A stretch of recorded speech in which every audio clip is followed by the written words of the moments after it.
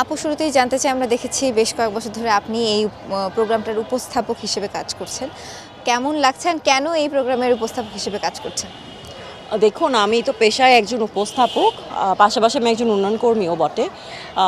যেহেতু উপস্থাপনা করি, জাতীয় পর্যায়ে তো অনেক আয়োজন উপস্থাপনা করা হয়। আমি ছাত্র জীবনে আন্তর্জাতিক পর্যায়ে উপস্থাপনা করার সুযোগ পেয়েছি। সেই জায়গা থেকে বলবো যে মনের মধ্যে এই ধরনের ফেস্টিভ্যাল হোস্ট করার একটা ক্ষুধা সবার মধ্যেই থাকে। সেটার একটা পরিপূর্ণতা এই ঢাকা আন্তর্জাতিক চলচ্চিত্র উৎসব।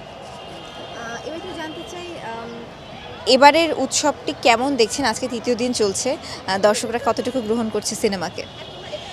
যারা সিনেমাকে ভালোবাসেন তারা বরাবরই এই ফেস্টিভ্যালটাকে লুফে নেয়। তারা দেখা যায় সকাল থেকে শিডিউলগুলো চেক করতে থাকে কোন সময় কোন সিনেমা দেখাবে, এবং তাদের ক্যালেন্ডারে মার্ক করা থাকে তারা এই সিনেমাটি এই দিন দেখবেন। সুতরাং এই যারা সিনেমাপ্রেমী মানুষ আছেন তারা সিনেমাকে ভালোবেসে এই পুরো ফেস্টিভ্যাল জুড়ে আসতে থাকেন। কিছু মানুষ আছেন যারা ফেস্টিভ্যালে আসবেনই, এটা আসলে তাদের জীবনে কোনো জটিল সমস্যা না হলে তাদের ফেস্টিভ্যালটা এক জায়গায়, তাদের দৈনন্দিন জীবন আরেক জায়গায়। সুতরাং এটি তাদের জীবনের একটা আনন্দের অংশ। যেহেতু বেশ কয়েক বছর ধরে এই প্রোগ্রামের সাথে আপনি জড়িত, যেহেতু এটা ইন্টারন্যাশনাল ফেস্ট, অন্যান্য দেশেও যেই ফেস্টগুলো হয়, আপনার কি মনে হয় বাংলাদেশের এই ঢাকা আন্তর্জাতিক চলচ্চিত্র উৎসব তাদের সাথে প্রতিযোগী হিসেবে কাজ করতে পারবে কিনা? দেখুন, এই বিষয়টা আসলে প্রমাণিত অলরেডি। দক্ষিণ এশিয়ার মধ্যে যে ফিল্ম ফেস্টিভ্যালগুলো হয়, সেই ফেস্টিভ্যালগুলোর মধ্যে অলরেডি বাংলাদেশের এই ফেস্টিভ্যালটা জনপ্রিয়। ঢাকা আন্তর্জাতিক চলচ্চিত্র উৎসব এমন একটি উৎসব যে উৎসবে প্রতি বছর শত শত ডেলিগেটসরা আসেন যারা জুরি হিসেবে কাজ করেন। এছাড়া সিনেমা কলাকুশলীরা আসেন, বিভিন্ন সিনেমার আর্টিস্টরা আসছেন। সেক্ষেত্রে আপনারা পার্শ্ববর্তী দেশ থেকে আমন্ত্রিত অনেক ডেলিগেটসকে দেখতে পারবেন। যদিও এবছর খানিক কম এসেছেন আমাদের ডেলিগেটসরা, সেটা অন্যান্য বছরের দিকে যদি তাকান সে সময় প্রায় শতাধিক মানুষ আসেন, ডেলিগেটসরা আসেন, জুরি হিসেবে আসেন বা আমাদের আর্টিস্ট হিসেবে আসেন। এবছর সেটা পরিস্থিতির কারণে খানিক কম বলা যায়। যেহেতু পরিস্থিতির কথাই আসলো, এবছর এই প্রোগ্রামটা অর্গানাইজ করার সময় কোনো প্রতিকূলতা মুখে পড়তে হয়েছে কিনা?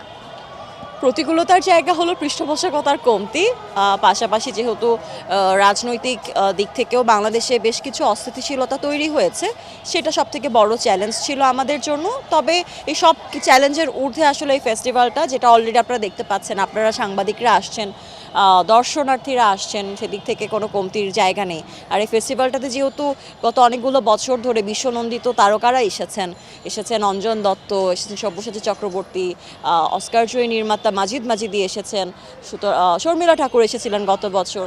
সুতরাং এই জায়গাটায় মানুষের প্রত্যাশার জায়গাটা অনেক বেশি থাকে। সুতরাং প্রতিবন্ধকতা না, আনন্দটাই মূল। সবশেষে একটা বিষয় জানতে চাই, যেহেতু আর্টিস্টদের কথা আসলোই বা নির্মাতাদের কথা আসলো, এবছর আমরা তেমন কোনো নির্মাতাকে দেখছি না। শুধু তাই নয়, বাংলাদেশে যে কলাকৌশলীরা আছেন তাদেরকেও আমরা দেখছি না, কেন? এই কারণটি আসলে যার যার ব্যক্তিগত জায়গা থেকে, কারণ একজন আর্টিস্ট তার সিনেমা যদি এখানে প্রদর্শিত হচ্ছে, হয়তোবা তিনি তার ব্যস্ততার জন্য আসতে পারছেন না, হয়তোবা তার ব্যক্তিগত কোনো কারণে তিনি আসতে পারছেন না। এটি একান্তই তাদের বিষয়, তারা কেন আসেন না। তবে আমি বলবো তাদের আসা উচিত। তাদের সিনেমা যখন প্রদর্শিত হচ্ছে, যখন সিনেমাটা হাউসফুল যাচ্ছে, সেই সময়টাই দর্শকরা চায় সিনেমার কলাকুশলীর সাথে দেখা করতে, বা নির্মাতা বা যারা আর্টিস্ট আছেন তাদেরও আসলে এই চাওয়াটা উচিত